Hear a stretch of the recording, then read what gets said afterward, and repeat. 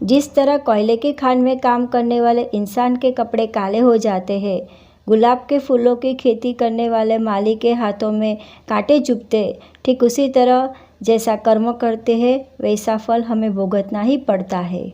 यानी जैसी करनी वैसी भरनी। ये कहावत हम निबंध के स्वरूप में देखेंगे। जैसी करनी वैसी भरनी एक प्रसिद्ध कहावत है। इसका सामान्य अर्थ होता है, मनुष्य जैसा कर्म करता है उसी के अनुसार उसे फल भी भोगना पड़ता है। वास्तव में कर्म तो हम अपनी इच्छा के अनुसार करते हैं, पर अपने कर्मों का फल भोगने के लिए हम विवश होते हैं। अगर हम बबूल के बीज बोएंगे तो बबूल के कांटे ही हमारे हाथ लगेंगे। बबूल का पेड़ लगाकर हम आम के मीठे फल खाने की इच्छा करें तो वह कभी पूरी नहीं होगी। लगभग सभी लोगों को अच्छे बुरे का ध्यान रहता है। लोग जानते हैं कि किस काम का अच्छा फल मिलेगा और किसका बुरा। इसलिए हमें हमेशा ऐसे काम करने चाहिए जिनके परिणाम अच्छे हो, जिससे हमें सुख और संतोष मिले। ऐसे काम से सदा दूर रहना चाहिए जिसका नतीजा बुरा हो और चिंता तथा कष्ट बढ़ाने वाला हो।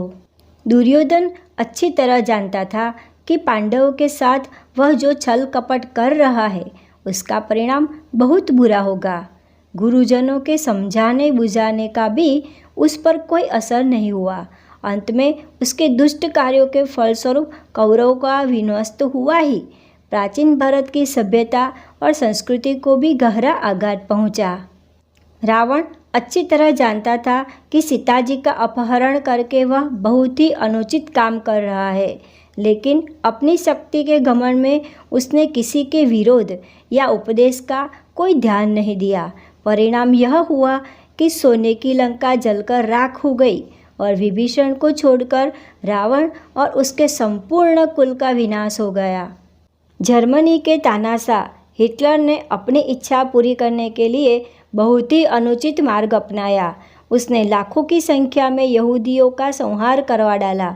यूरोप के छोटे बड़े राष्ट्रों को पराजित कर उन्हें जर्मन साम्राज्य में मिला लिया और द्वितीय विश्व युद्ध की भूमिका तैयार कर दी। इसके फलस्वरूप लगभग 1.5 करोड़ नर नारियों के रक्त से धरती लाल हो गई।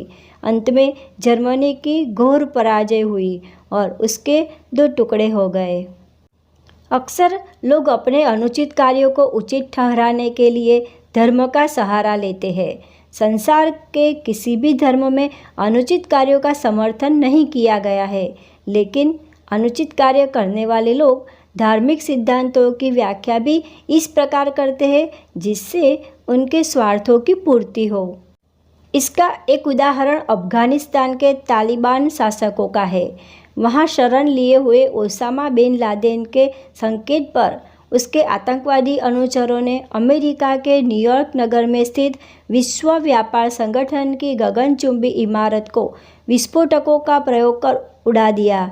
एक आतंकवादी घटना में लगभग 6000 निरपराधी व्यक्तियों को अपनी जान से हाथ धोना पड़ा। बड़ी मात्रा में संपत्ति की हानि हुई। हमें इस कहावत को सदा स्मरण रखना चाहिए और किसी प्रकार का अनुचित कार्य करने के पूर्व उसके परिणाम पर विचार कर लेना चाहिए।